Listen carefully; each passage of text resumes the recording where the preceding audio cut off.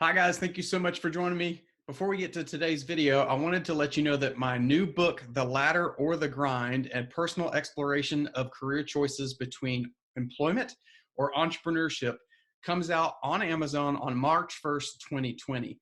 In it, I go through all the decisions and factors that go into this career choice. I even interview other people who are both entrepreneurs or employees and talk to them about their choices and the paths that they chose. I hope you'll check it out. I'll have a link to it in the description below.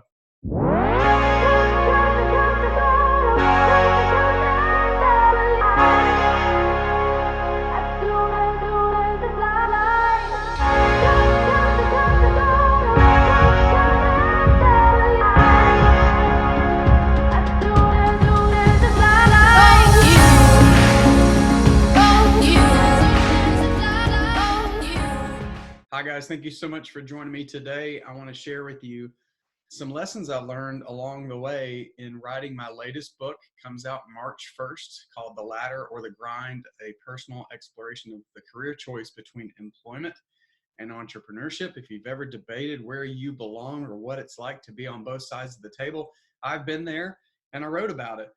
Now, I say this is my latest book. This is actually my first real full book that runs over 40,000 words. I've prepared books in the past, and I'll put a link to them below. And those books are mostly about how to fund a business, the most common thing that I talk about on this channel, between debt and equity, working with lenders or investors. I've written books like that before. They were just ebooks, and they weren't 40,000 words. They were relatively short. They were just taking the most common questions I get on those topics, like how to meet startup investors, what investors look for in a business, how business loans work, those kinds of things. And I wrote those, but this is really my first full book experience that's a really large book and took a huge chunk of time. Those books I knocked out in a couple of days. This took me 9 months. So I just want to share with you some lessons I've learned along the way. I'm also going to have a little tea while I'm at it. The first thing I want to share with you is a lot of people have the desire to write a book. I know I have thought about it for a long time. Originally, I thought it was going to be a science fiction book because I'm a huge fan of Tolkien and others along the way that have released a lot of books. To this day, I still read a fair amount of science fiction, although not as much as I used to. These days, I tend to do audio books, and most of them are business or self-development related.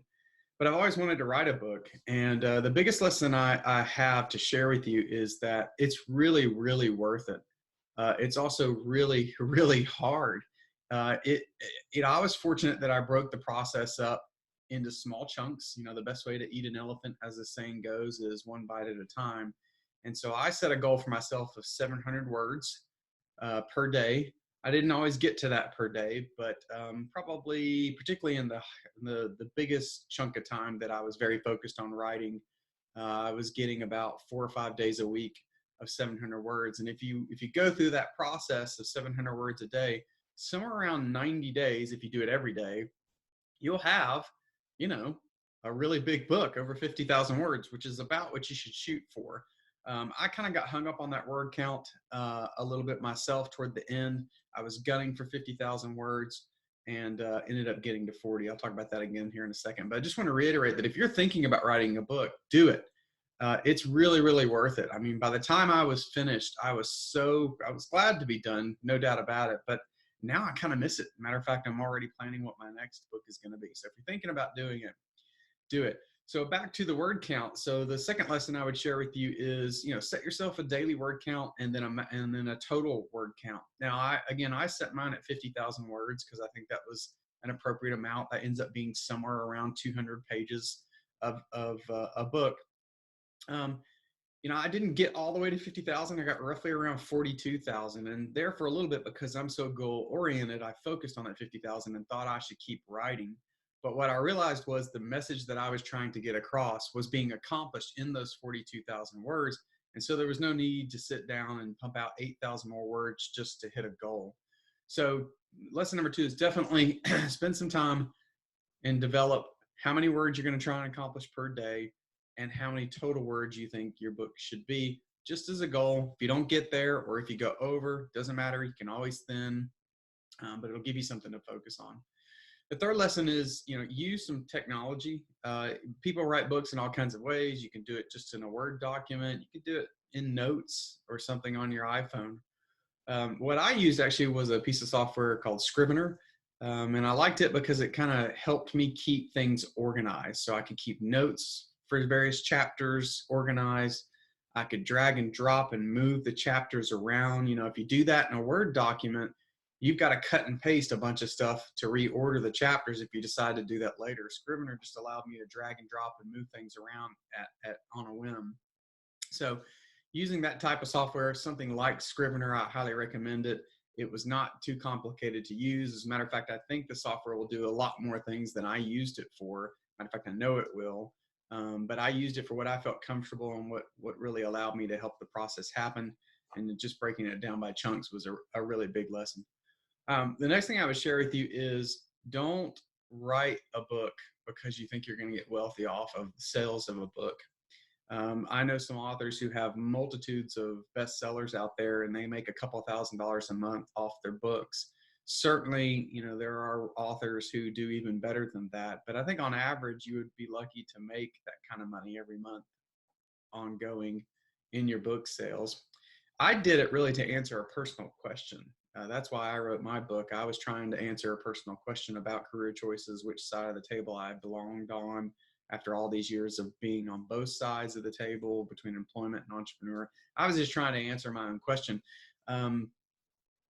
So maybe, write the book because you want to do it. You want the experience of writing a book, or you have something you feel like you need to get out, a message you need to get out, and a book is a great way to do it. Don't do it because it's going to make you money. Certainly, if you're trying to be a speaker, it's always recommended to have a book. It's just one of those things where if you're trying to book speaking engagements, particularly on a topic, most places expect you to have a book. So if you're going to do it, really do it for yourself. Don't do it from the money perspective. Another lesson I would share with you is, sorry, I keep looking outside, but it's a little rainy, but it's also really beautiful right now. So I'm just kind of enjoying the view while I talk to you. Another thing I would recommend is outsource the editing and the formatting of the book. The third piece that you could outsource would be the book cover design. I started to outsource that, but the freelancer that I started to work with sent me a couple of samples, and frankly, I just didn't like them. I thought that it made the book, her design that she kept coming up with made it look like a children's book, to be perfectly honest. And when I realized that I wasn't happy with that, I sort of took a step back, looked at my past ebooks that I talked to you about earlier that I had developed, and just decided to kind of mimic that and make my own book cover. And I feel like that worked out pretty well. I did not outsource the editing this time. I started to, and then I realized that I use a service called Grammarly and thought that I could use Grammarly to edit. And that is what I did. It worked out really, really well, caught lots of errors, made lots of good suggestions. If you feel like an editor makes sense, I have done that in the past with another little bit bigger ebook. My book called Lessons from a Failed Startup. I did have an editor to do that. So I'd probably recommend hiring out or outsourcing the editing of the book, just so you can get this outside perspective on your book. There's actually two ways an editor will work with you. They'll work with you just on the grammar of the book, but then they can also help you with the flow and make suggestions when sections as they're editing don't make sense, or if there's things they feel like you're missing in there. So I would recommend looking into doing that. Again, I didn't do it this time around. And then I definitely use someone for the formatting itself, just because I went through Amazon KDP, and having the formatting set up was really important to me. I had never gone through that process, through Amazon's process, and by the way, that is pretty painless. But I'd never gone through that process of uploading manuscripts to them in a set format, and so I did hire someone to do that for me. It cost me about $150, and it was very much well worth it. So the lesson here is I think there are pieces of doing a book that I highly recommend outsourcing, and then there's some that I just wouldn't do. On that note, I know there are plenty of people who use ghostwriters for books. If that's your flavor, go for it. But again, I think that takes away the joy of writing your own book. And then, I guess the last thing I would probably share with you is along the lines of editing and formatting. My perspective is that perfection is just something you're not going to reach. So I have done multiple attempts at further editing, further formatting, and things like that.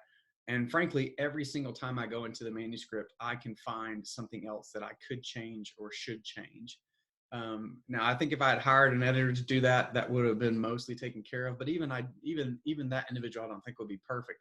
So I guess what I'm telling you is, at some point, you just kind of have to ship the product, and that's kind of where I am now. Today, I'm recording this. It's February 20th, early in the morning, and the book is coming out March 1st, and I have felt this continued pull to go back into the manuscript and get it right, because every time I go through the book, here's my proof copy of it. Every time I go through it, I'm finding something that I probably should change or could change, right? But the truth is it's never going to be perfect. And at some point, you just kind of have to ship it. And I've decided to do that. I'm not going to do any further editing, no more formatting. It's all uploaded to Amazon. It's ready to go on March 1st. I'm just going to let it rip and call it what it is. This is not something I'm doing anticipating being a bestseller. Certainly that would be cool, but I'm self-publishing. I'm not using a publicist to promote the book or any of those type of things. This is just something I wanted to share a personal exploration of, and share the information that I found along the way, because I think it's going to be valuable for people. So a couple of lessons for you if you're wanting to be an author or are an author and are looking for extra guidance. Again, the biggest takeaway I would say is, if you're thinking about writing a book, take the time to do it. It is so well worth it. As a matter of fact, it's very addictive. I anticipate I'll be starting on my next book here any time now. And it's just a great feeling when you get to hold it in your hands and realize that it's your thoughts on paper, and on top of that, hopefully it's a message that's going to impact somebody else. Anyways, thanks for listening. Hope you enjoyed the information. If you have any questions about my process, feel free to put them in the comments, and share this with someone else if you know that they're an aspiring author. Hopefully my suggestions help them. Have a great day. We'll talk to you later.